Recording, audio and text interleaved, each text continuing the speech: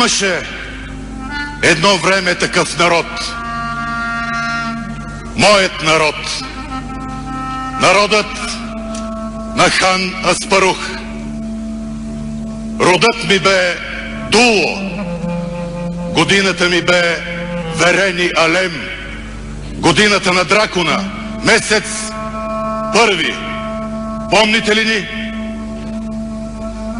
Наричаха ни българи. Нашите мечти нямаха край. От дивите степи на Волга до златните кубета на Константинопол, от мрачното Черно море до ласкавото бяло. А сега живеем в руините на 4 паднали империи. Българската, ромейската, турската и съветската. Нашата история е историята на загубените мечти. Какви бяхме и какви станахте. От Йоан Калоян до Жан Виденов.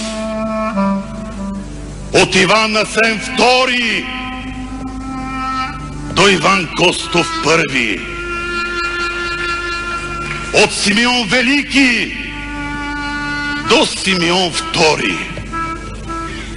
Дадохме на света Вазов, но родихме и Владимир Атанасов. Родихме Яворов, но дарихме земята и Сабрашев. Бяхме добри войни,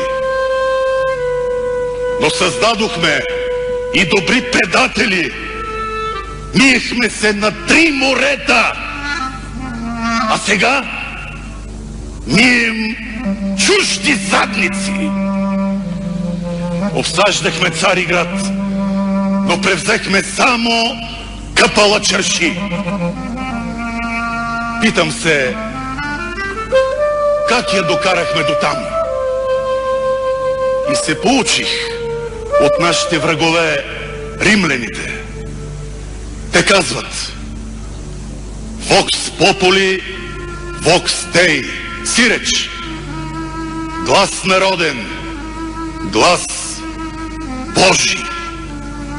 А у нас гласът народен никога не е бил глас Божий.